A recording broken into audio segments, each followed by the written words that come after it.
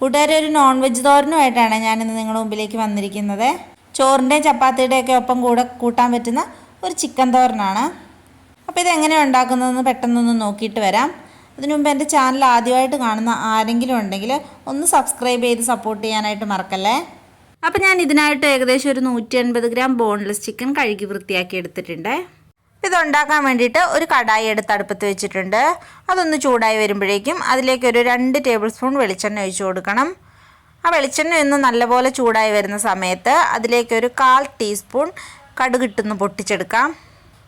എന്നിട്ടൊരു 1/2 ഇഞ്ച് നീളത്തിൽ ഇഞ്ചി ചെറുതായിട്ട് അരിഞ്ഞതും കൂടി ഇട്ട് കൊടുക്കുന്നുണ്ട്. കൂടെ ഒരു 4 വലിയ ചുള വെളുത്തുള്ളിയും കൂടി ചെറുതായിട്ട് അരിഞ്ഞത് ചേർത്ത് കൊടുത്ത് ഒന്ന് ഇളക്കിയെടുക്കാം, അതിൻ്റെ ആ ഒരു പച്ചമണമൊക്കെ മാറുന്നവരെ.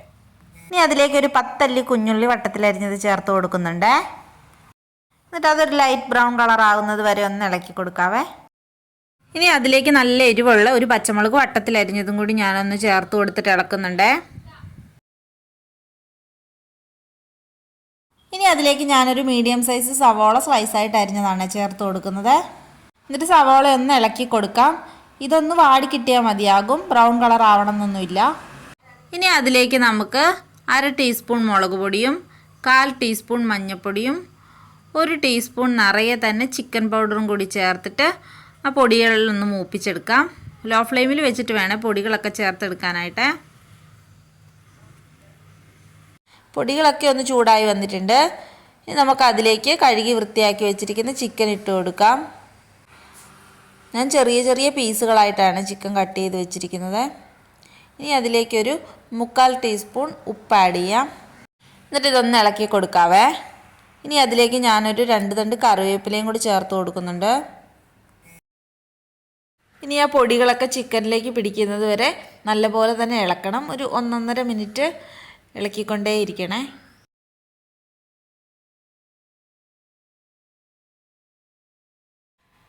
അതിനുശേഷം നമുക്ക് മൂടി വെച്ചിട്ട് ഒരു 7 മിനിറ്റോളം ഒന്ന് വേവിച്ചെടുക്കണം.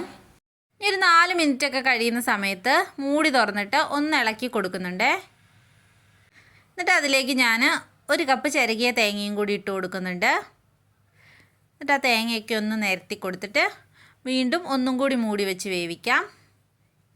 ഇനി ഒരു 3 മിനിറ്റും കൂടി ലോ ഫ്ലെയിമിൽ വേവിച്ചെടുക്കണം. അപ്പോൾ നമ്മളൊരു 7 മിനിറ്റ് കഴിഞ്ഞിട്ടുണ്ട് ചിക്കൻ ഇങ്ങനെ മൂടി വെച്ച് വേവിക്കാൻ തുടങ്ങിയിട്ട്.